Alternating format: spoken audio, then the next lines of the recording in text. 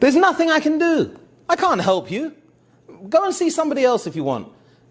That's the way we've always done it here.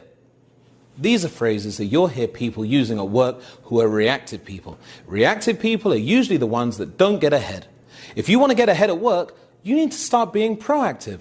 Using proactive terminology, phrases, be known as somebody who presents solutions to people when they're facing a challenge. A proactive person, when facing a problem at work, a client who's not happy, you'll hear them speaking like this. I'm sure we can find a solution. Leave it to me and the team. We'll get back to you as soon as possible.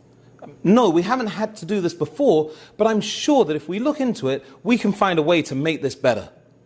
These phrases are the phrases that proactive people use, in contrast to the ones I used at the start of the video. I hope they help you. They certainly help me to get ahead, and I've seen people use this approach to get ahead at work. Stay positive, don't complain, elevate your game.